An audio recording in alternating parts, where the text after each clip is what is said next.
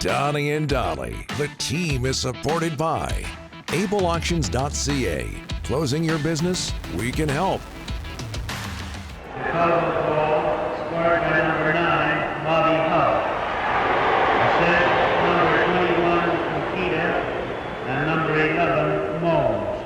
The time, 24 seconds. 67, a 4-4 tie. Remember those? Nice. Yep. Between the Blackhawks and Leafs at Maple Leaf Gardens. Paul Morris leaving us this week at the age of 86. And with that, we bring in from the 100% Hockey Podcast, John Shannon. John, thanks for doing this, sir. How are you? My mic's been working all along. I don't know about Ryan's. And never once did he say, my mic's not working. Yeah. What he said was, you can't hear me. You can't hear me. You gotta teach them a little bit about television protocol. They're veterans. Well, I'm working on it, John. Hey, you know what? There's a part of me that doesn't mind segments like that, but it's 2 days in a row. You kind of like to see if you can tap dance your way through that. So we'll work on it. But we got you, and right now that's the most important thing. We just ran the clip of Paul Morris. Paul Morris has passed away, longtime PA announcer at Maple Leaf Gardens. We all loved listening to him. Even if you weren't a Leafs fan, there was something about that voice. What are your memories of the late, great Paul Morris? Well, what people outside the Gardens didn't understand was that being the public address announcer was not his real job. His real job was he was one of the master electricians for Maple Leaf Gardens. Mm-hmm. It was he and his dad actually built the score clock that sat above Maple Leaf Gardens for years and years and years before they went to video. That turquoise or green thing and blob in the middle of center ice, that was a design of he and his father. But Paul was always around. He had a distinctive voice. For people in and around the Gardens, he was always famous for faux pas.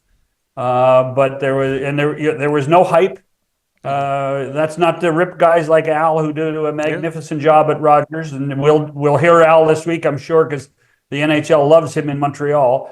But Paul Morris was a matter of fact and just did what he was supposed to do in his little corner cave up in Maple Leaf Gardens. His most famous faux pas in my mind was the night in the second intermission at a Leaf game. He announced that ZZ Top will be at Maple Leaf Gardens next Tuesday night. Perfect. A true Canadian. Only a Canadian would make that mistake.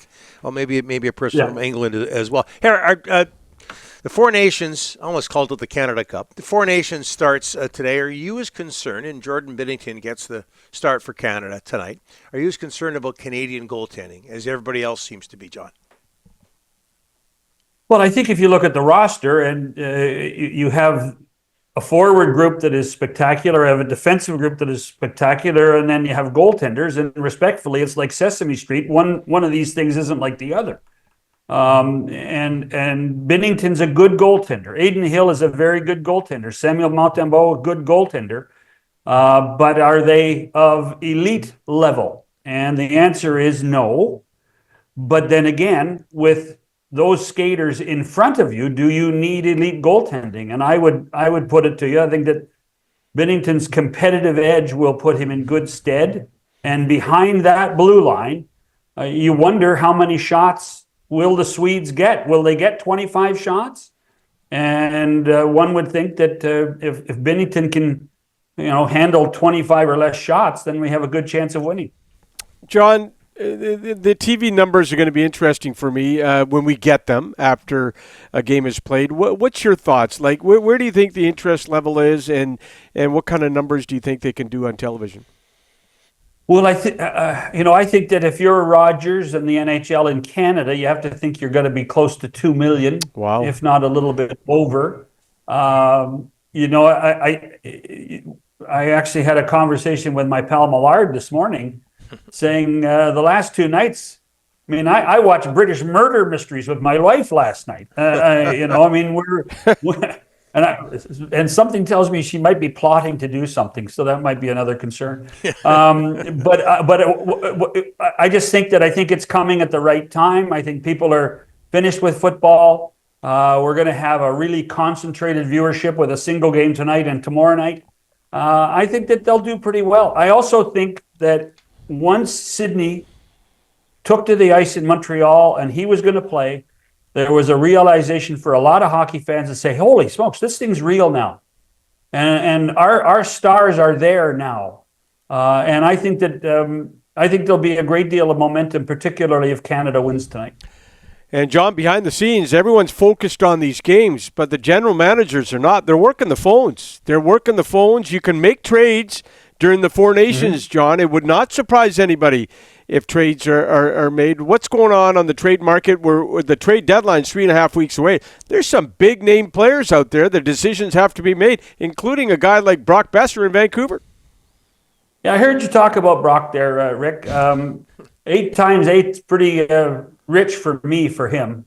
Yeah, that's pretty rich for me for him. Yeah. But I would agree that I think there has to be a little frustration in the Besser camp when you consider that it took 2.5 days to re-sign Marcus Pettersson. Thank you. That would actually, I think it's Ben Hawkinson. He's Brock's guy, right? Ben Hankinson. Ben Hawkins? Yeah. So I'm not going to use your pronunciation on anything, right? Hey, Hankinson. I knew that was coming. John, come on. Hankinson is easy.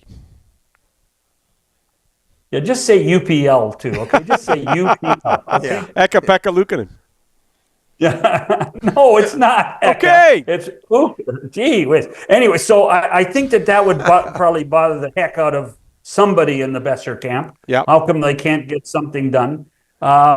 But at the same time, I mean, I think you also have to be pragmatic in what value Besser has for the Canucks before the trade deadline and after. By the way, I think there's a group of managers actually taking the week off.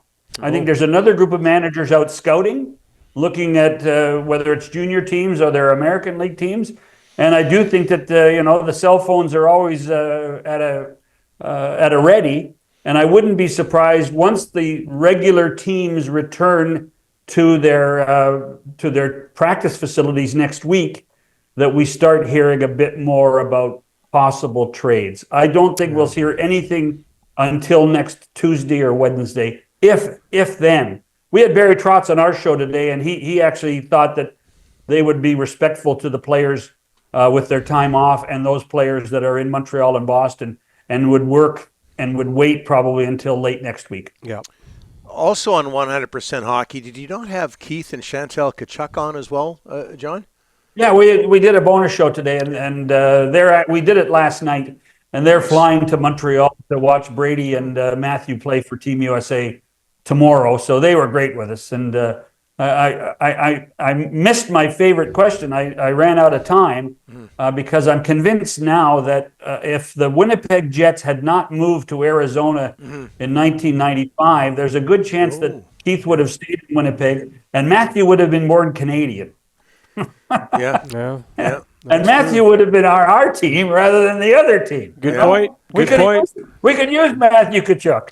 Yeah. What kind of minor hockey parents were they? I mean, obviously genes help their kids get where they are. Their boys get where they are. But what kind of parents were they? We saw a great example of what kind of parents you should be. We got into that with them. We did get it, and I would say that Chantal was the perfect mother. Her sons always played a great game, and Keith was a demanding hockey father. He would. He would walk out of the room or walk away from the ice surface if something didn't go the way it should be. But to me, it was a fascinating discussion with people who love the game, are in the game. Chantel's from Winnipeg, and that's where she met Keith.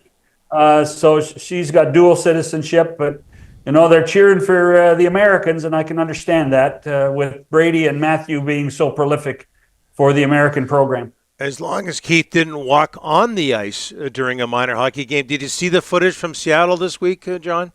I did. There are, we every once in a while we think our game's pretty good, and then we realize that there are There are parents everywhere that think that little Johnny's going to the National League.